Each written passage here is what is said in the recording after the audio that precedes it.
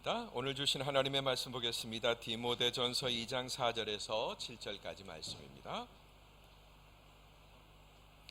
디모데전서 2장 4절에서 7절까지 말씀을 저와 여러분이 한 절씩 교독하겠습니다. 그분은 모든 사람이 구원을 받으며 진리를 깨닫게 되기를 원하신다. 하나님은 한 분이시고 하나님과 사람 사이의 중보자도 한 분이시니 곧 사람이신 그리스도 예수이시다.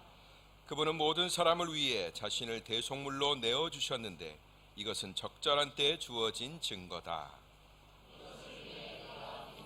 진리 안에서 전파하는 사람과 사도 곧 이방 사람의 선생으로 세움을 입었다. 이것은 진실이요 거짓말이 아니다. 아멘. 자, 우리 옆에 분들에게 이렇게 인사합시다. 5월처럼 삽시다. 이렇게 인사합니다. 5월처럼 삽시다. 파릇파릇 싱그러운 5월처럼 얼마나 아름다운 계절입니까? 계절의 여왕 5월처럼 사는 저와 여러분들 되길 바랍니다. 오늘 말씀은 우리 곁에 있는 스승의 주일 맞이해서 오늘 우리 스승에 관한 말씀을 전하는 자와 듣는 자가 어떤 마음을 가져야 할지 오늘 말씀을 통해서 살펴보고자 합니다. 먼저 말씀 보기 전에 우리 이렇게 인사하죠. 우리 이 자리에 선생님들 많이 계시는데 선생님 감사합니다 이렇게 인사하겠습니다. 선생님 감사합니다. 네. 또 우리 목장장님들 여기 많이 계세요. 우리 목장장님 감사합니다. 목사님하고 사모님도 있네요. 목사님 사모님 감사합니다. 아멘. 옆구리 찔러 절박히. 네. 오늘은 하나님께서 열망하시는 대상이 있는데 그 대상이 누구인지부터 먼저 살펴보겠습니다. 4절 말씀에 그분은 모든 사람이 구원을 받으며 진리를 깨닫기를 원하신다. 다시 한번 그분은 모든 사람이 구원을 받기를 원하시며 진리를 깨닫게 되기를 원하신다라는 말씀. 할렐루야. 하나님의 구원 계획은 모든 사람을 향합니다. 저는 장로교 신학을 한 사람이에요. 장로교 핵심 교리가 뭐냐면 선택과 예정론이에요. 그럼 저는 뭘 견지할까요, 여러분? 네, 물론 저는 예정론자입니다. 확실합니다. 네, 여러분, 오늘 말씀은 뭐라고 얘기해요? 이 진리가 모든 사람이 그 대상이며 라고 얘기합니다. 모든 사람이 구원을 받아야 되기 때문에 모든 사람이 진리를 깨달아야 되는 거죠. 그러면 선택, 예정론은 도대체 뭐냐? 이게 궁금해지죠?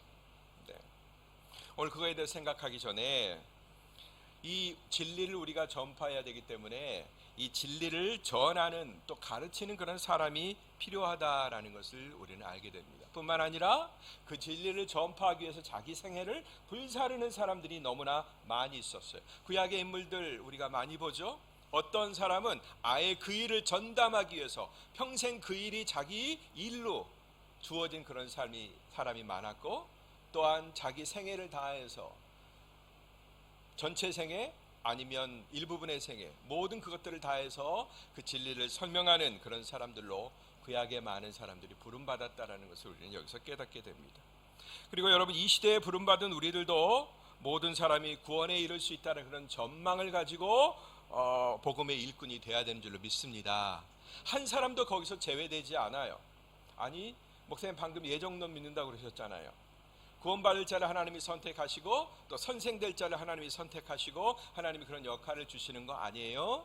이렇게 여러분이 질문하실 거예요. 저는 여러분 이 선택과 예정 교리가 너무나 탁월한 진리라고 믿습니다. 정말로 너무나 잘 하나님의 마음과 사랑과 구원에 대해서 제대로 설명한 그런 말씀입니다. 그런데요, 마치 이건 뭐하고 똑같냐면 우리한테는 길이가 짧은 이불하고 똑같아요. 그래서 바람이 막 불고 히터가 꺼져서 발이 좀 차가워요. 그래서 발을 이불로 덮어요. 그러면 어디가 나와요? 이 가슴 배 윗부분이 나오는 그 상황하고 똑같다는 거예요. 배가 추워요. 근데 배가 너무 추워. 그리고 배를 가리면 또 발이 또 추워요. 마치 이런 것과 똑같이 하나님의 예정과 선택이 분명히 맞지만 그러나 우리 죄인들이 사용하는 죄인들의 언어 가운데서 하나님의 그 위대한 구원이 갇힌단 말이죠. 우리의 언어로 표현돼야 되기 때문에. 그래서 우리는 예정과 선택에 대해서 불만이 많은 겁니다. 아니, 하나님이 어떤 사람은 선택하셔서 구원하시고 어떤 사람은 유기하시기로 작정하셨다라는, 이게 말이 돼요? 오늘 말씀부터가 벌써 그렇게 얘기하고 있지 않잖아요. 그죠? 하나님은, 다시 한번 말씀드립니다, 모든 사람이 구원을 받으며 진리를 깨닫게 되기를 원하십니다. 아멘. 거기에 하나님의 예정과 섭리가 있는 거예요. 거기에 하나님의 주권이 있는 거예요. 요거에 대해서는 우리가 우리 세계가 아니기 때문에 더 이상 표현할 수가 없는 것일 뿐입니다. 이렇게 믿어야 돼요. 하나님이 나를 구원하기 위해서, 나와 같은 다른 사람을 구원하기 위해서 하나님이 선택하셨고 예정하셨구나. 그러면 예정과 선택의 교리가 더할 나위 없는 감사의 제목이 됩니다. 아니, 하나님이 세상이 지어지기 전부터 나를 선택하셨어? 얼마나 놀라운 사실이에요. 이 많은 세계, 많은 사물들과 동물들 가운데 나를 선택하셨어? 할렐루야가 되는 겁니다. 아멘? 그렇게 받아야 되는 거지, 하나님을 재단하고 판단하고 하나님 째째, 하나님 뭐가 그래, 뭐 이렇게 따질 문제는 아니다라는 것이죠. 그래서 우리는 이 언어적 한계를 우리가 인정하면서 뭘 믿어야 되느냐? 하나님의 직접적인 주장이 제일 큰 근거라고 믿어야 되는 거예요. 나왔잖아요? 그분은 모든 사람이 구원받기를 원하신다. 모든 사람이 진리를 깨닫기를 원하신다. 할렐루야. 제한된 사람이, 일부분의 사람이, 한민족이, 무슨 중국민족이 이렇게 말씀하신 게 아니라 모든 사람이, everyone, 모든 사람. 두 번째, 이 사랑의 근거에서 하나님께서 어떻게 하셨느냐? 바로 사람이신 예수 그리스도를 보내주셨다라고 말씀합니다. 5절 6절 말씀 같이 보겠습니다. 시작. 하나님은 한 분이시고 하나님과 사람 사이의 중보자도 한 분이시니 그 사람이신 그리스도 예수이시다. 그분은 모든 사람을 위해 자신을 대속물로 내어주셨는데 이것은 적절한 때에 주어진 증거다. 여러분, 이걸 알고 이걸 이해하시면 기독교의 주요 교리를 이 짧은 문장 안에 다 함축되어 있는 이것을 이해하시면 여러분들 확고한 거예요. 여기서 흔들리지 아니하시면 여러분은 온전한 신앙을 가지신 겁니다. 여러분, 하나님을 뭐라고 얘기해요? 한 분이라고 얘기하죠. 한 분. 근데 여러분, 이 한 분이라는 의미는 어떤 의미냐? 딱 하나다, 단일이다 라는 그런 의미가 아니라 유일하다라는 측면에서 하나입니다. 할렐루야. 하나님은 유일하세요. 하나님과 같은 분이 없어요. 그 유일하신 하나님, 완전한 주권을 가지신 그 하나님께서 하나님을 떠난 죄인들을 구원하기로 작정하셨고 그 계획을 세우셨단 말이에요. 하나님만 세울 수 있어요. 이 계획은. 그 어느 누구도 이 계획은 불가능합니다. 세울 수가 없습니다. 오로지 한 분이신 하나님만 세우실 수 있어요. 하나님이신, 한 분이신 하나님이 하나로 세우실 수 있는 딱 하나인 계획, 그걸 세우셨는데 그걸 우리 인간에게 적용하기로 하셨단 말이죠. 그 구원의 계획을 적용하기로 하셨어요. 누군가가 이어줘야 돼.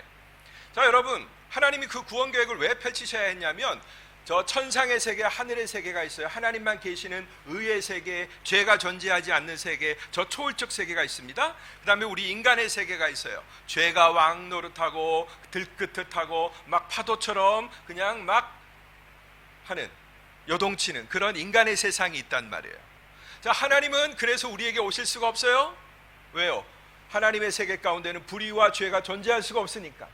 그러면 우리는 하나님께 갈 수 있나요? 우리도 전혀 갈 수가 없어요. 왜? 의로우신 하나님을 향하는 어떤 도구도 어떤 길도 존재하지 않으니까. 그래서 하나님이 우리에게 오시고 우리도 하나님께 갈 수 있도록 하시기 위해서 하나님이 한 브릿지, 다리를 놓으셨단 말이에요. 여러분, 그 다리가 예수 그리스도인 줄로 믿습니다. 그래서 이 다리를 유식한 말로 중보자라고 그러는 거예요. 중보자, 이어주는 거, 이어주는 거.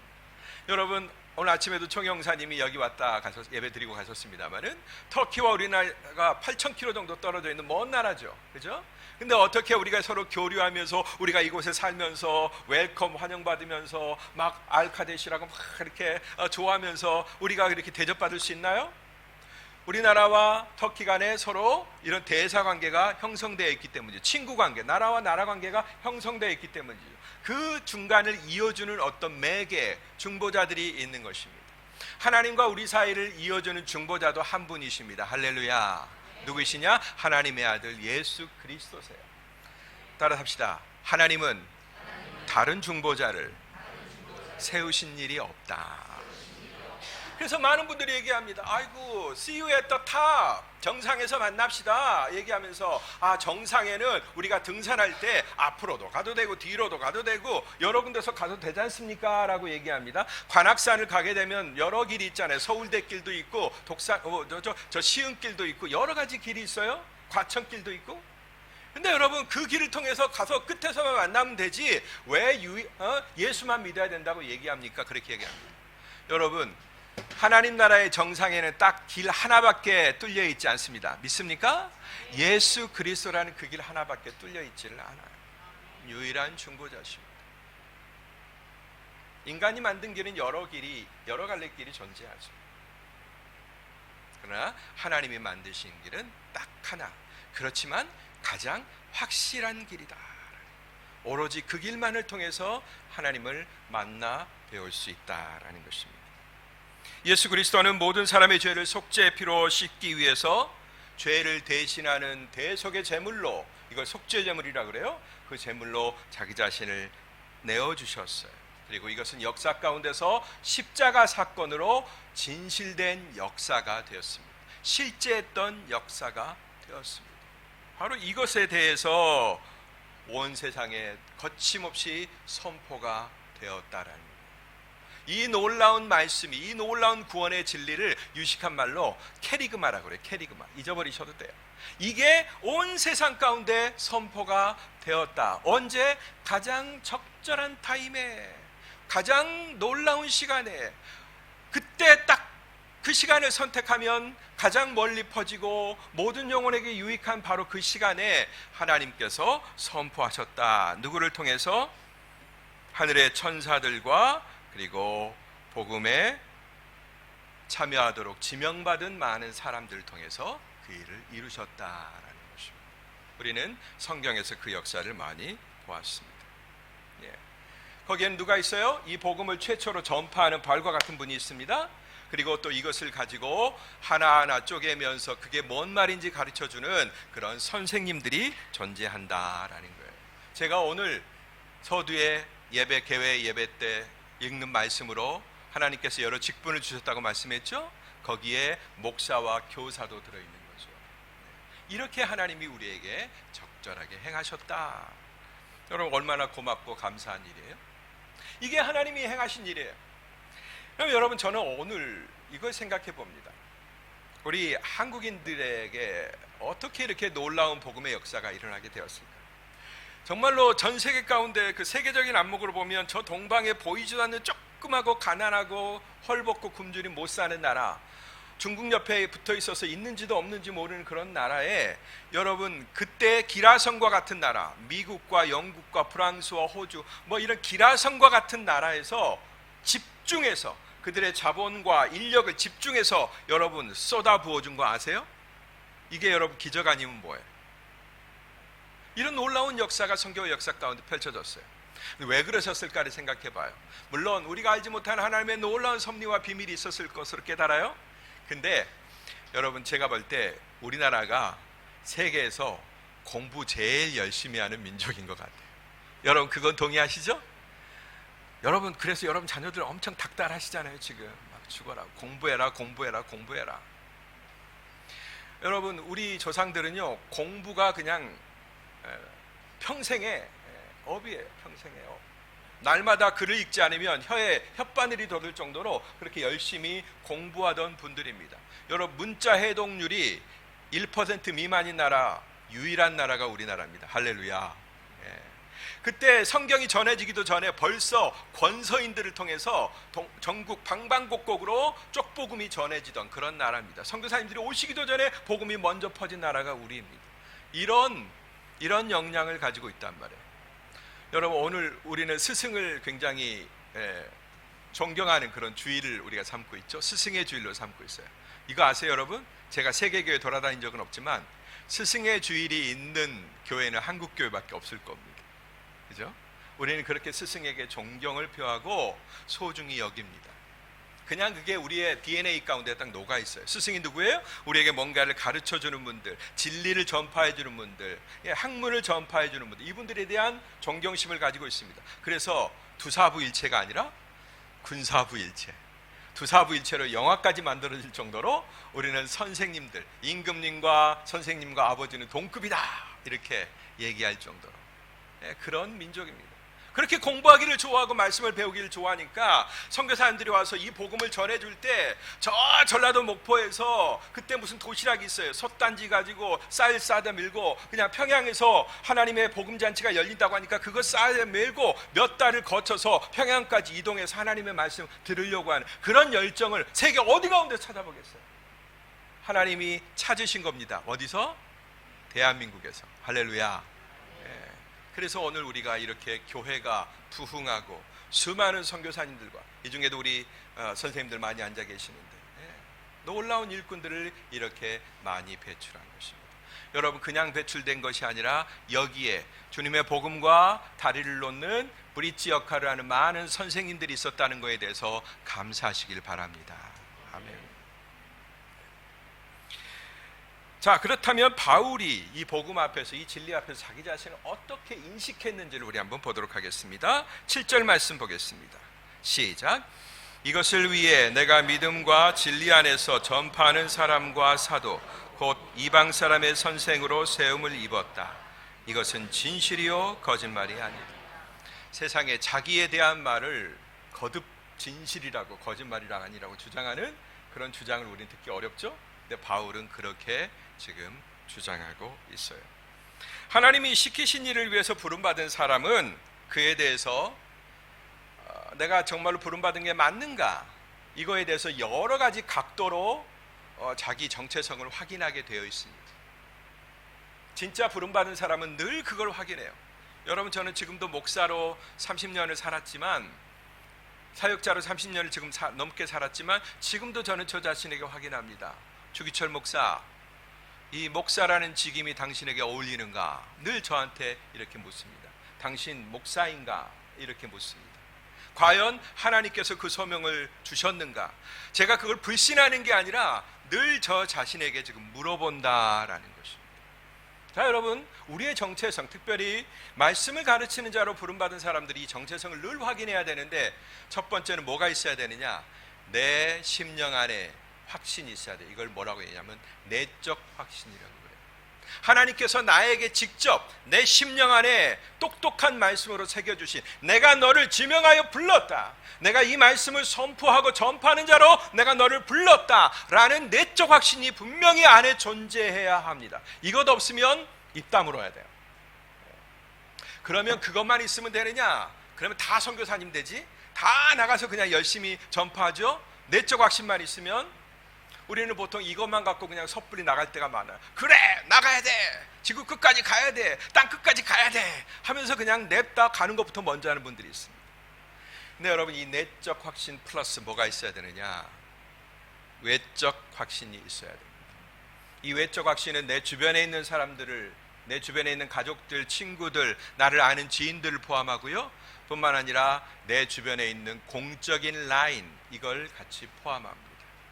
내가 하나님의 말씀 증거하는 자로, 말씀을 가르치는 자로, 나는 그렇다고 생각하는데 내 옆에 있는, 내 주변에 있는 다른 분들도 그렇게 인식하느냐라는 것입니다. 그리고 그것을 공적으로 인정함을 받았느냐, 이걸 두고 외적 확신이라고 그러는 것입니다. 이 두 가지 라인만 있어도, 안목만 있어도 엇나가지 않습니다. 잘. 그런데 거기에는 뭐가 또 있어야 되느냐? 이 둘을 아우르는 성령의 확증이 있어야 되는 거예요. 내 안에 내적 확신이 있죠? 그 다음에 내 주변에 있는 사람은 당신 맞아, 당신은 그 일을 위해서 부름받은 것 같아 라고 얘기할 때 우리는 그냥 딱 나갈 수 있어요. 근데 그것을 한 성령이 하셨다는, 한 성령께서 내 안에 또 그 안에 말씀하셨다는 증거가 있어야 되는 것입니다. 할렐루야. 왜 그럴까요? 왜 이렇게 2중 3중의 확증이 왜 필요할까요? 바로 이 일이 진리에 속한 일이기 때문에, 생명을 얻고 못 얻고 하는 그 일에 속했기 때문에 그래요.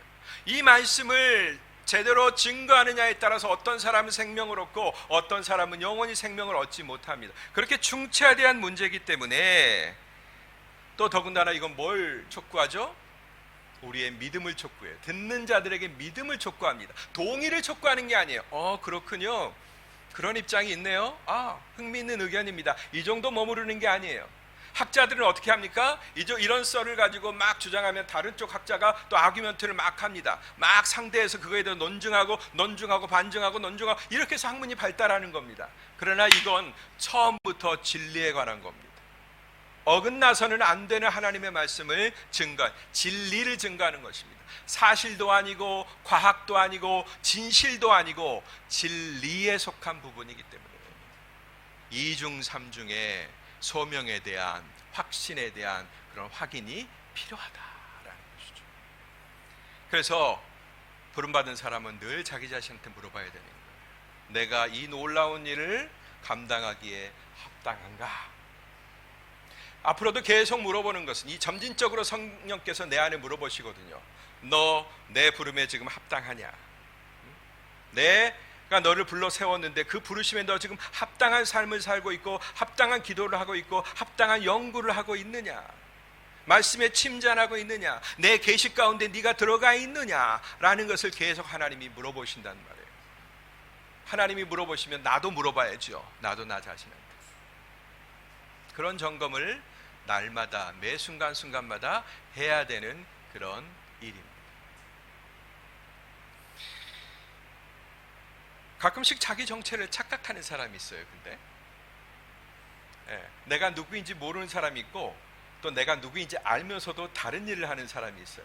이단이나 사이비가 여러분 얼마나 많아요, 그죠? 이렇게 이중삼중의 검증을 거치는데도 불구하고 세상에는 헛소리하는 사람들이 너무 많아요, 그죠? 그리고 헛되게 자기 권위를 주장하는 교회들도 너무나 많이 있습니다. 여러분, 이걸 뭐라고 그러냐면 짝퉁이라고 그러죠.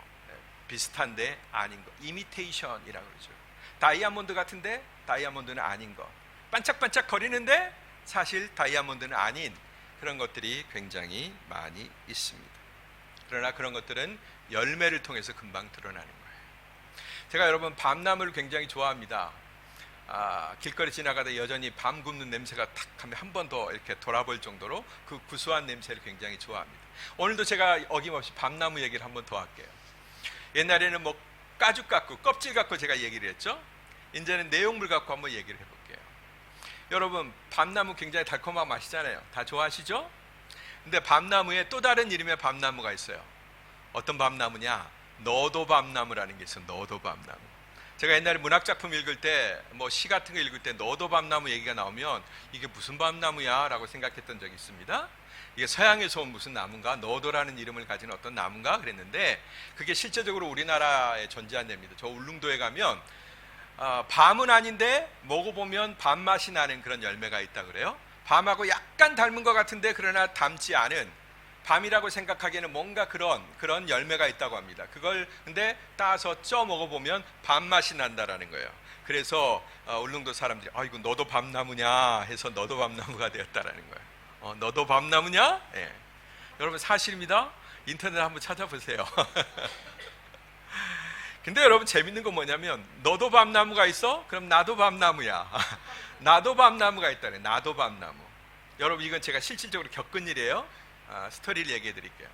제가 모스크바 가서 한 1년이 아직 안 됐을 때 이제 막 길거리 조금 다니면서 물건 조금 사고 할 줄 알 때 그때 사모님이랑 같이 베렉스트로크라고 하는 그 슈퍼에 간 적이 있어요.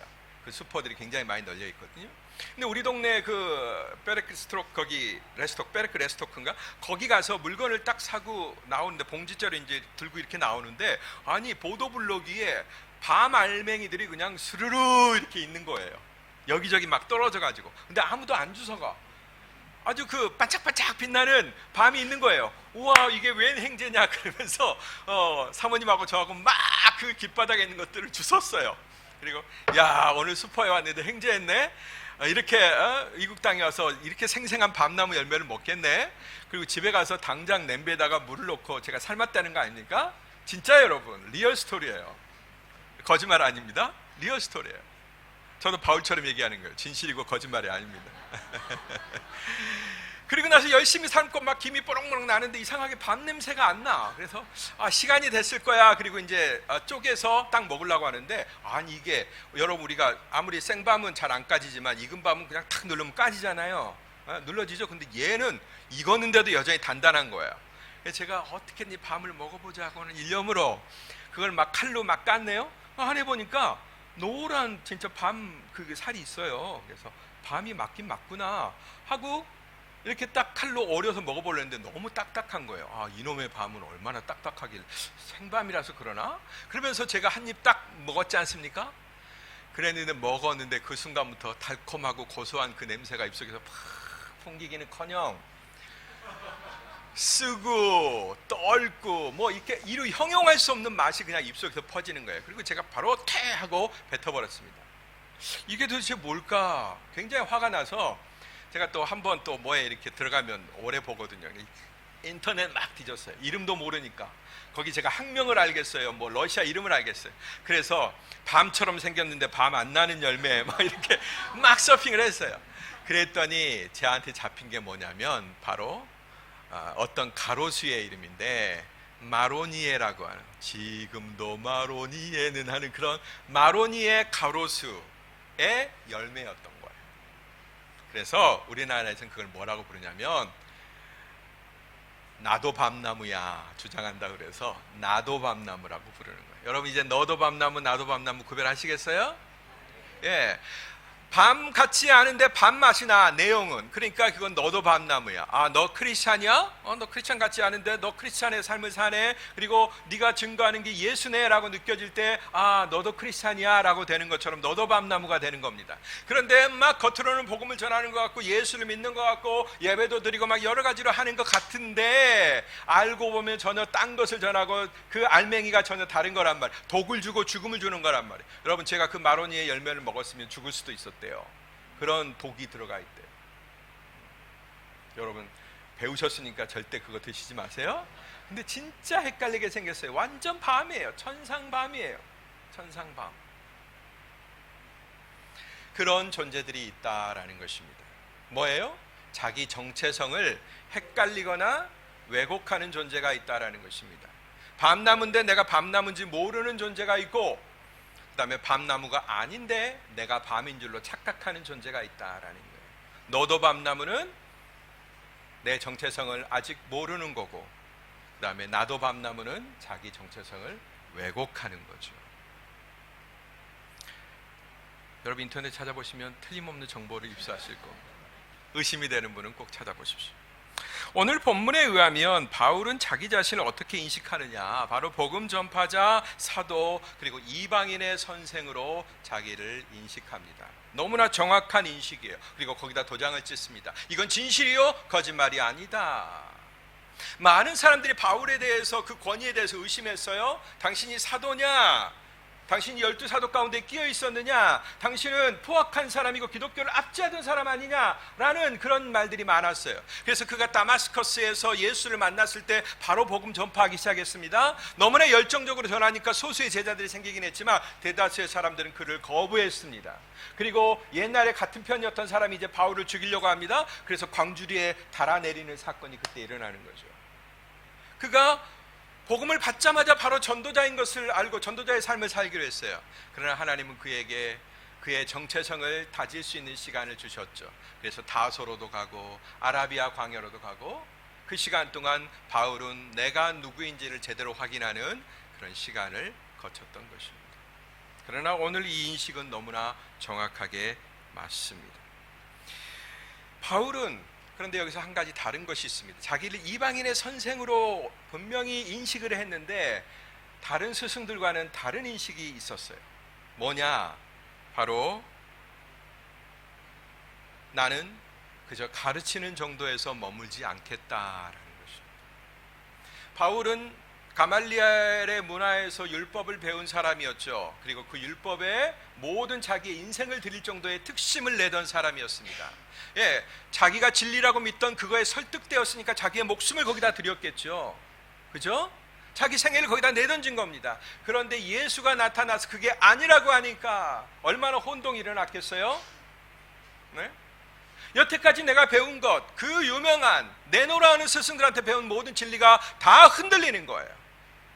이게 가르치는 것만 갖고는 안 되는구나. 아규먼트하고 서로 이게 최고야. 어떤 더 이상 도전할 수 없는 논리가 있다. 이 논리만 갖고는 안 되는구나. 이 논리적 귀결만 갖고는 안 되는구나 라는 걸 깨달은 겁니다. 그래서 어떻게 해요? 내가 너희를 뭘로 낳았다? 복음으로 낳았다. 할렐루야. 낳은 것과 가르치는 것은 틀리죠? 그는 한 사람 한 사람을 위해서 해산하는 수고를 했던 것입니다. 그래서 아비가 되었어요. 결혼도 하지 않은 바울이. 여러분, 부족하지만 여러분의 목회자인 제가 바로 이 바울의 이 마음을 가질 수 있도록 여러분이 기도해 주시길 바랍니다. 지금까지 저는 다른 존재가 만들고 제가 만들었을지 모르겠지만 이제부터는 여러분이 저를 만들어 주셔야 되는 거예요. 뭘로? 기도로 만들어 주시길 바랍니다. 또한 우리 주일학교 사역자들, 그다음에 우리 목사님, 전도사님들, 이 모든 선생님들도 저와 같은 심령으로 한 영혼 한 영혼을 낳는 그런 아비의 마음을 가져주실 것을 저는 부탁드립니다. 이제 방향을 좀 바꾸겠습니다. 이제는 스승들에게 여태까지는 우리가 눈을 돌렸는데, 집중했는데, 이제 눈을 돌려서 그 말씀을 받는 자들에게 한번 전환을 해보겠습니다. 여러분과 여러분 자녀에게 말씀으로 지도하고 기도하는 영적 스승들에 대해서 바울은 어떻게 해야 될지를 소개하고 있습니다. 여기까지는 별로 관심이 없으셨죠? 그러나 이제 관심 있게 들으셔야 합니다. 왜요? 바로 여러분을 위해서, 여러분에게 전해진 교훈이 더욱더 빛나고 능력 있는 교훈이 되게 하기 위해서 여러분 지금부터 선포되는 말씀을 유념하셔야 합니다. 갈라디아서 6장 6절 말씀입니다. 함께 한 목소리 읽어주시기 바랍니다. 시작. 말씀을 배우는 사람은 가르치는 사람과 모든 좋은 것을 함께 나눠야 합니다. 한 번 더 시작. 말씀을 배우는 사람은 가르치는 사람과 모든 좋은 것을 함께 나눠야 합니다. 여러분, 뻔히 뭔가 냄새가 좀 나죠? 바울이 왜 이런 얘기를 갑자기 갈라디아 교인들에게 했을까? 그 다음에 주기철 목사는 왜 하필 이 스승의 주일 때 여러분에게 이 말씀을 발췌해서 딱 여러분에게 전해줄까? 이 세상의 형식과 그 다음에 살아온 질서 가운데 우리의 본능은 뭔가 냄새가 나는데 이런 생각을 하게 나름입니다. 근데 여러분, 그런 것도 일단은 제껴 놓으시고, 오늘 이 말씀을 바울이 왜 했을까? 좋은 대접을, 우리가 금방 상상할 수 있는 대로 좋은 대접을, 융숭한 대접을 갈라디아 교인들에게 받기 위해서 이 말씀을 했을까? 그렇다면 바울이 갈라디아 교회를 또 방문해야 됐을 것입니다. 그죠? 그게 맞으려면. 그러나 이 갈라디아서 서신을 쓴 이후에 바울은 갈라디아 지방을 간 적이 없어요. 그러니까 자기를 위한 목적이 아닌 거 아시겠죠? 멀리서 이 갈라디아 서신을 썼습니다. 자기 자신을 위하는 의미가 아닌 것을 우리는 분명히 알게 됩니다. 그렇다면 뭔가 이겁니다. 여러분 한 사람 한 사람이 말씀을, 여러분에게 전해진 말씀을 진정 소중하게 여긴다면, 그 말씀을 정말로 소중하게 여긴다면 역시 그 말씀을 전하는 자에게도 당연히 그래야 한다라는 것입니다. 아멘. 바울은 여기에서 뭘 덧붙이느냐? 하나님은 업신여김을 당하지 않는다라는 말씀을 덧붙입니다. 여러분의 좋은 모든 것들을 다 그와 함께 하십시오라고 한 다음에 플러스된 말씀이 뭐냐면 하나님은 업신여김을 당하지 않으십니다라고 얘기하는 거예요. 여러분이 말씀, 우리 목사님의 설교 너무 좋아, 난 들 때마다 은혜가 돼, 여기서 멈춘다면 하나님이 그 멈춘 마음을 알고 계신다라는 거예요. 여러분이 말씀이 전해진 그 말씀과 말씀이 전해진 통로를 같이 소중히 여기는지 안 여기는지를 하나님은 업신여김을 당하지 않을 만큼 잘 알고 계신다라는 것입니다. 아멘. 말씀을 사랑한다면 그 전하는 자 역시 사랑하게 되어 있습니다. 여러분, 말씀을 전하는 자로서 이런 말씀 전하기가 참 어렵습니다만은 말씀이기 때문에 전하겠습니다. 저 역시 갈라디아서를 쓴 바울의 마음과 동일하다라는 것 아닐 수도 있지만 이해하시고 그렇게 들어주시기 바랍니다. 이걸로써 하나님의 말씀에 대한 경외심은 말씀의 전파자에게 뭘로 보여줘야 되느냐? 사심 없는, 다른 사심이 없는 존경으로 표현되어야 마땅하다라는 것입니다. 이렇게 할 때 여러분에게 전해진 말씀은 더욱더 은혜로워지고 파워풀해지는 것입니다. 말씀이 진정 살아있는 말씀이 되고 능력 있는 말씀이 되고, 그래서 여러분의 내면 가운데 뽑을 수 없는 깊이 심겨진 말씀이 된다라는 거예요. 여러분 한번 생각해 보십시다. 여러분이 저를 우습게 여기고 목사로 인정하지 않는데 제 입에서 나오는 말씀이 하나님의 말씀으로 인정이 되시겠어요? 예? 여러분 저하고 하나님의 말씀을 분리해서 생각하실 수 있어요? 아, 사람은 사람이고 말씀은 말씀이니까 우리는 받을 건 받고 받지 않을 건 받지 않아야 돼. 물론 그런 말이 어떤 때는 옳게 사용되기도 하지만, 유용하게 사용되기도 하지만, 여러분이 저를 목사로 인정하지 않고 꼴보기도 싫고 뭔가 감정이 틀어지고 뭔가 못마땅해서 저를 안 들으려고 한다면, 제 말을 안 들으려고 한다면, 제 말씀 가운데서 아무리 옳고 선한 말씀이 선포된다고 하더라도 여러분에게 그게 유익이 되겠느냐 말이에요. 되겠습니까? 안 되죠. 될 수가 없습니다. 왜요? 하나님의 선한 말씀이 제 아무리 순수한 말씀이 전해진다고 할지라도 그 통로가 오염되어 있거나 아니면 꺾였기 때문에, 오염된 것은 그 통로가 더러워진 거겠죠. 말씀을 전하는 자가 더러워진 거겠죠. 그러면 그 통로가 꺾인 건 뭐예요? 누군가가 그걸 꺾어버린 것입니다. 내 못마땅함, 내 선입견, 이런 것들이. 그러면 여러분, 말씀을 사랑하신다면 말씀을 전하는 자를 반드시 존경하셔야 합니다. 아멘. 예. 제가 강요하는 것 같아서 죄송합니다. 그렇다면 어떻게 하는 것이 모든 좋은 것을 함께 나누는 것일까? How to를 한번 따져보겠습니다. 모든 좋은 것을 함께 하라고 그랬는데 어떻게 해야 되나요 도대체? 여러분, 목사가 신방할 때마다 극진하게, 융숭하게, 가장 좋은 레스토랑에서, 최고로 유명한 케밥집에서, 또 아주 풍광이 좋은 보스포러스 해변의 어떤 데서 목사를 대접하면 여러분, 그것이 가장 좋은 것을 함께하는 것일까요? 너무 쉬운 걸 물어보면 간혹가다 헷갈리세요, 그죠? 그렇죠, 당연히 좋은 거 함께하는 것이겠죠. 어떻게 아니겠습니까? 그죠? 또 여러분, 저에게 빛이 번쩍번쩍 나는, 상표가 그냥 번쩍번쩍 빛나는 뭐 배 거시기, 뭐 벤 거시기, 그걸 저한테 사주시고 목사님 타십시오 하면 여러분이 최고의 것을 저하고 공유하시는 걸까요? 왜 아니겠습니까? 당연히 그러겠죠. 또 고대강실 같은 널따란 사택, 교통도 좋고 환경도 좋고 새로운 가구가 탁 들어서 있는 그런 아파트를 사택으로 제공해 주시면 어떨까요? 네.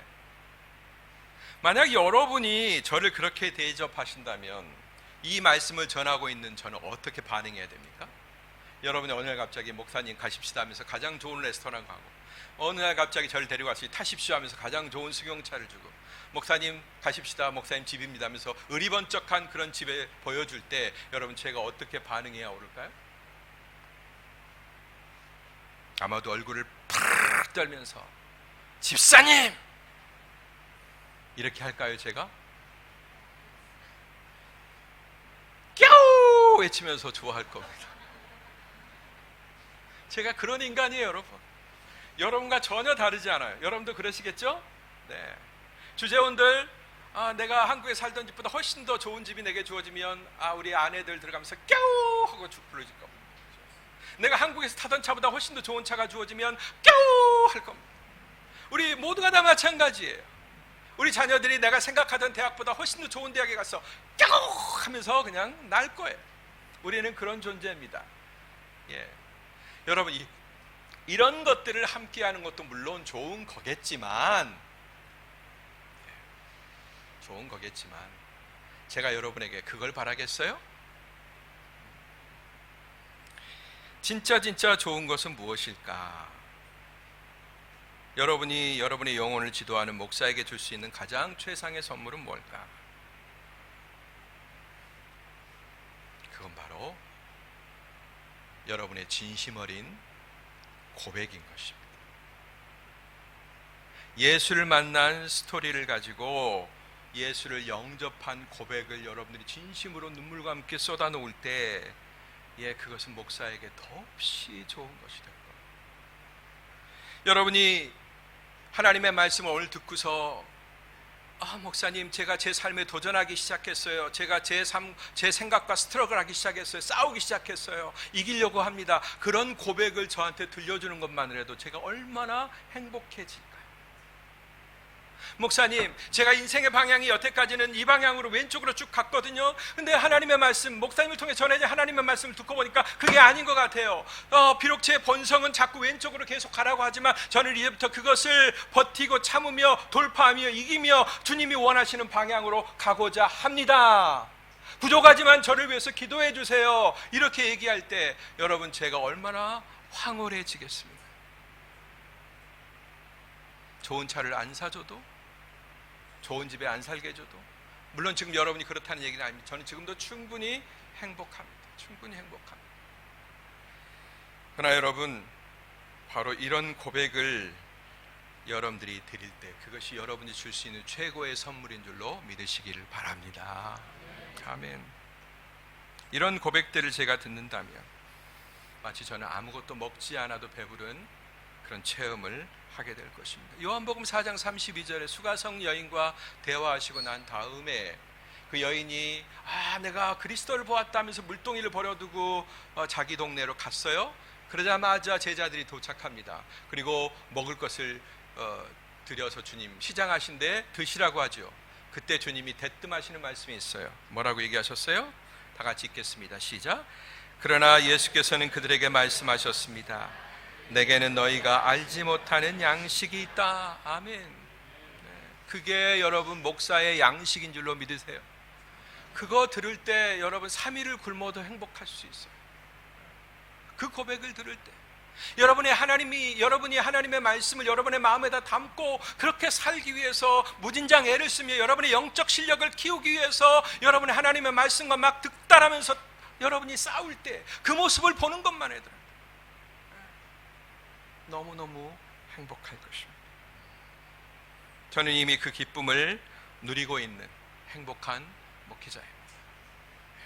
그런 모습을 보여주고 계신 분이 지금 여러분 안에도 섞여 있으세요. 저는 너무나 행복한 목회자입니다. 물도 없는 하인만 하는 그 기쁨을 공유하는, 그 역사가 일어난 현장을 함께 본 그런 증인들만 공유하는 그런 기쁨을 소유한 분들이 이 자리에도 계시다라는 것입니다. 또 앞으로도 여러분이 계속해서 그런 고백을 이어가실 것을 믿고 감사를 드립니다. 오늘 스승의 주일에 우리 스승들은 스승으로서의 진정한 사랑과 헌신을 다시 생각하는 기회가 되길 바랍니다. 또 듣는 여러분들은 배우는 자들에게 마땅한 존경과 귀히 여김이 무엇인지를 다시 생각하는 소중한 시간이 되기를 바랍니다.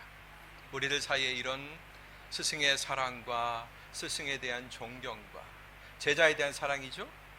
가르침을 받는 자들, 자기가 가르치는 자에 대해서 이렇게 자기 영혼을 다 들여서 사랑하는 그 사랑과 자기 영혼을 책임지고 가르치는 자에게 대해서 합당한 존경, 이걸 드릴 때 그것이 바로, 그 자체가 바로 하나님의 말씀이 우리 공동체 안에 깊이 심겨졌다고 하는 그런 증거가 되는 것입니다.